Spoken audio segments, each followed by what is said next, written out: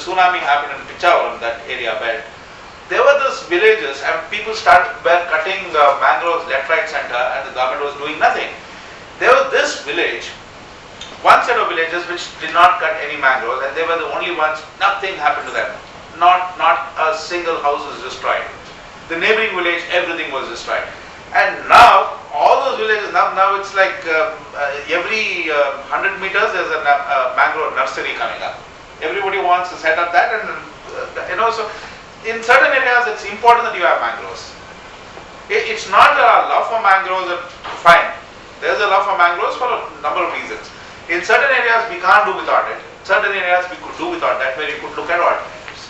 Sir, but if I may correct you, or you can always give me statistics. Nowhere mangroves have been allowed to be cut. Even only they have said at best you can put a pile foundation and cross it with a bridge.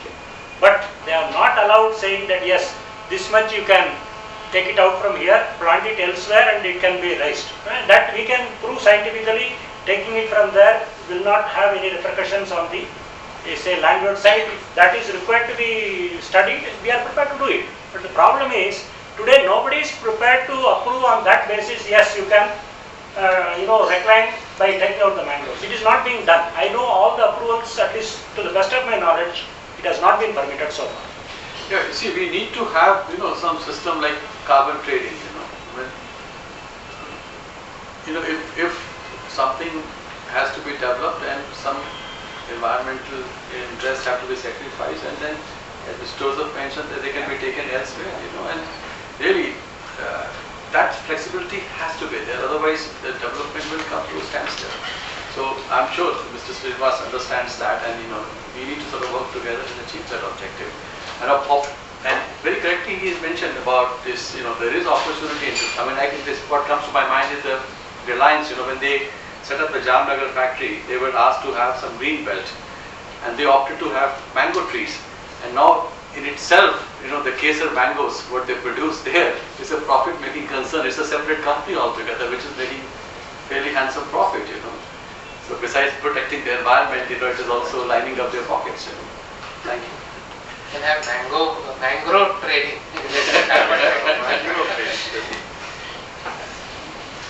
Yeah, so do you think we know what is the way out? So from a carbon or mango trading or mangrove trading, whatever you call it, to self-governing regulations, to Mr. Joseph has said, if you're developing, then we can develop it elsewhere. Do you think, Mr. Srinivas, do you think that's an approach which could work? There's no harm in trying out. No, if we've not done it so far, why not we try it and see how which means we destroy environment at some place, but we build a 10 times bigger environment. No, see, like I said, as long as you don't destroy from a place where it shouldn't be destroyed. Okay, but that is, sir, here that only the way you are understood, if it is interpreted like that, projects will be through. But today the position is no mangrove should be cut, not even one.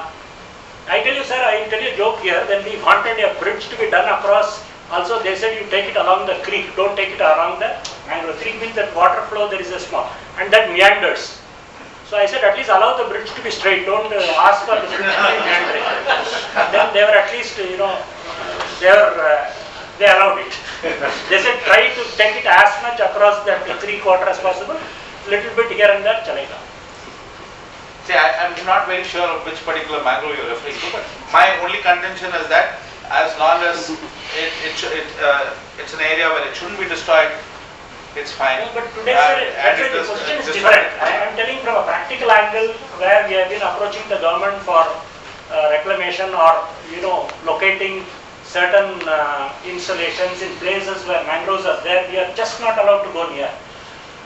Also, High Court, Supreme Court orders are also. Exactly, that's it. That's what I'm saying. But then, let's say that an oil company wants to set up a thing somewhere near off Sundarbans and wants to destroy the mangroves, then it's not acceptable at all. We agree with that. Yeah, I'm sure we all agree with that. So there are certain areas where we think that development should happen there, and the mangroves can be retransplanted or relocated. I guess that should be. No, but today even that provision does not exist, is what at least to my knowledge. That's Well, the point. also partly because the regulators or the government does not understand why this cannot be done or why this can be done. They have been told by various people that mangroves should not be touched. So they are just saying don't touch it, period. Without even knowing what is the effect of touching it. Even half of us don't know it. What is the real impact of a mangrove? Precisely, I think I think look at it educating people about the impact of it would be easier. Yeah. And people will then start understanding what is there. So I think people like you should No, write in fact, notes on this, I write told you papers that on we this. can show also that mangroves did not exist up to 1990 in some place. Thereafter it has happened due to a breach, and thereafter the fund was not maintained. But when we say that we are able to locate also, there are survey numbers for that area, everything. And they say no, today mangroves are there, you can't do it.